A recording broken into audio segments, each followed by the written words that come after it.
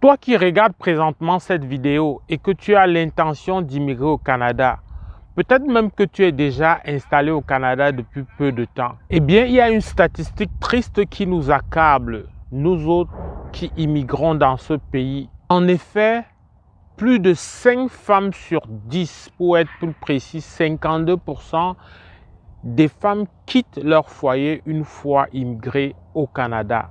Le but de cette vidéo, c'est partager avec toi les raisons qui entourent une telle situation, mais surtout de t'aider à anticiper afin d'avoir une famille qui reste unie, qui reste épanouie, afin que la communauté africaine connaisse plus de succès sur leur terre d'accueil qu'est le Canada. Reste jusqu'à la fin pour écouter toutes les raisons qui sont documentées et qui vont t'aider à affronter et non pas à faire semblant de cette situation qui est implacable.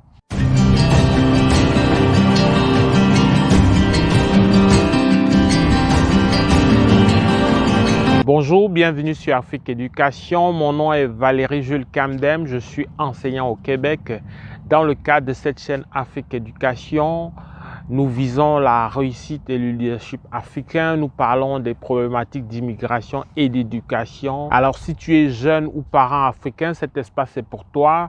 Abonne-toi si ce n'est pas encore le cas, puis active la cloche de notification pour ne rien manquer de nos prochaines parutions hebdomadaires. Il faut dire que les raisons qui animent une telle situation peuvent être rangées en deux grandes catégories. Ce que je vais appeler dans un premier temps les causes ou raisons institutionnelles, puisque je vais appeler dans un second temps les raisons personnelles ou familiales. Dans la catégorie des causes institutionnelles, il s'agit ici notamment des concepts d'égalité prônés dans la société canadienne. Eh bien, le concept d'égalité homme-femme prend toute une dimension ici. Vous avez par exemple des fonds publics assez importants qui visent à prévenir les violences conjugales. Vous avez une politique de dénonciation qui est bien huilée, qui est bien instaurée. Et ici, lorsqu'on parle de violence conjugale, ce n'est pas la violence physique. Elle peut être physique, mais elle peut aussi être indirecte. Je pense ici à la violence psychologique. Et le législateur est assez sévère là-dessus, compte tenu de l'histoire qu'il y a derrière la problématique de violence conjugale et d'égalité homme-femme dans la société canadienne. Toujours comme paysage institutionnel qui encadre cet état de choses, il y a l'esprit d'avoir toujours une gestion des finances séparées.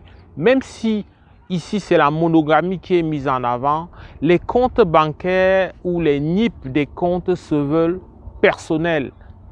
Au moindre soupçon qu'un époux connaît le code, le NIP du compte bancaire de son époux, eh bien, celle-ci sera conviée tout de suite et on va lui intimer l'ordre de le modifier. Donc, on a une politique vraiment qui incite et qui veut que la femme soit complètement autonome, y compris même si vous avez des comptes communs. À l'intérieur du compte commun, il y aura des clés telles que, eh bien, chaque partenaire du compte aura son espace qui pourra lui être propre. Toujours un élément qui va dans le sens de l'encadrement juridique et institutionnel de cet état de choses, eh bien, ce sont les allocations familiales. Il faut dire qu'il y a deux types d'allocations, celle au niveau provincial puis celle au niveau fédéral. Mais celle au niveau fédéral est de loin, est un peu plus de, on va dire, 3 fois plus important, plus élevé. C'est même ça l'essentiel des allocations familiales. Eh bien, ce montant-là est automatiquement viré dans le compte de la femme. Il n'y a même pas de débat là-dessus. Donc, vois-tu, voilà le paysage juridique et institutionnel qui fait que la femme est de manière vraiment concrète considérée comme l'égale de l'homme dans cette société d'accueil qu'est le Canada. Alors, avec ce décor planté, on a dans un deuxième temps donc, les raisons personnelles ou familiales. Ici, je vais évoquer les ambitions personnelles de la femme.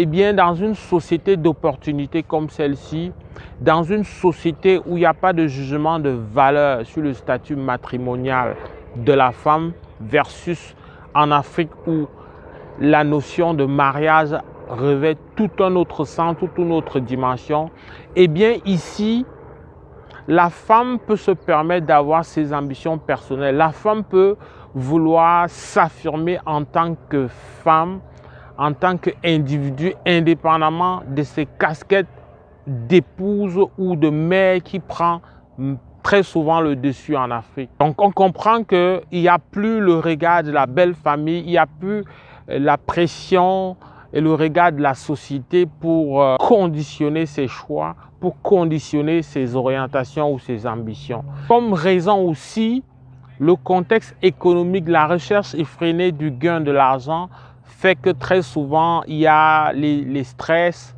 les mésententes, les désaccords, les conflits conjugaux se multiplient et l'orgueil ne facilitant pas la tâche. La dernière raison qui vient directement se greffer à ce que je viens de te dire, eh bien, c'est la rigidité des époux. Les époux sont malheureusement moins flexibles et continuent et n'intègrent pas assez le nouveau contexte, le nouveau paysage juridique qui entoure et encadre les relations de couple. Et donc, face à cette rigidité, à ce refus de s'adapter, à ce refus de céder un peu d'espace, eh bien, ça va tout simplement briser comme tout objet rigide. Et bonjour la séparation, bonjour les dégâts que ça peut causer aux grandes dames de tous les projets, de tous les espoirs, de toutes les promesses qui ont été faites la veille du départ pour ce soi-disant paradis qu'est le Canada. On n'a pas beaucoup parlé de l'homme, mais il faut dire que l'homme aussi joue un rôle. L'homme peut aussi estimer vouloir mettre en avant ses ambitions personnelles, sauf qu'à ce moment, sa marge de manœuvre est limitée parce qu'il y a la notion de pension alimentaire qui est un verrou et qui est comme une épée de Damoclès qui va faire en sorte de refroidir ou de limiter les ambitions de l'homme qui va choisir procéder plutôt autrement dans ce cas-là. Si cette vidéo t'inspire des commentaires ou des questions, ne te gêne pas de nous écrire. On va se faire le plaisir d'échanger et de faire partager à toute la communauté. Mais si tu as aimé la vidéo, tout simplement like. Au plaisir de te retrouver dans le cadre d'autres vidéos. Porte-toi bien. Pull up!